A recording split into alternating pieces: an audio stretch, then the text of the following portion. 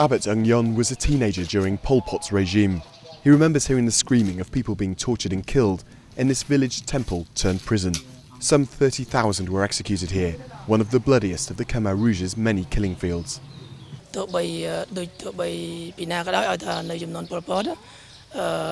They were tortured, shackled, and before the guards brought them here to be killed, they gave the prisoners no food to make them weak, so they would not be able to put up a fight.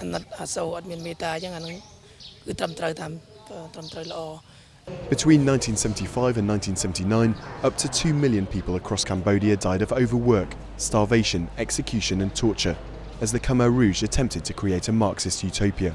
Yet only a handful of senior leaders face justice. Most former members of the Khmer Rouge will never be prosecuted.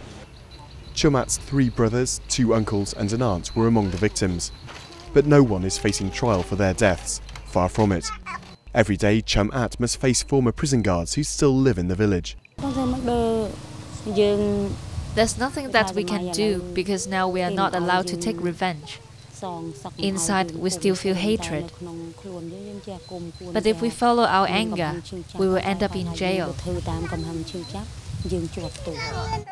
Chuan Chon is one of those former Khmer Rouge guards. He's now working as a warden at a drugs rehabilitation centre. He insists he's not afraid of people taking revenge because he took no part in any torture or killings.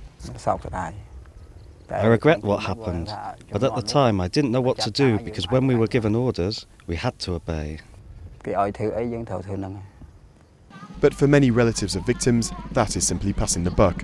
In a 2008 survey, 40% of Cambodians said they would take revenge against former Khmer Rouge members if they could.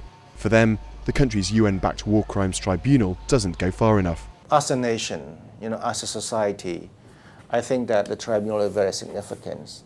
But at a personal level, for my mother, for example, who lost all her parents, brother and sister, and some of her children, the trial is nothing. The tribunal can't hope to heal such deep personal scars. All it can offer is a step towards closure, and perhaps some hope that the baton of hatred won't be passed on to future generations.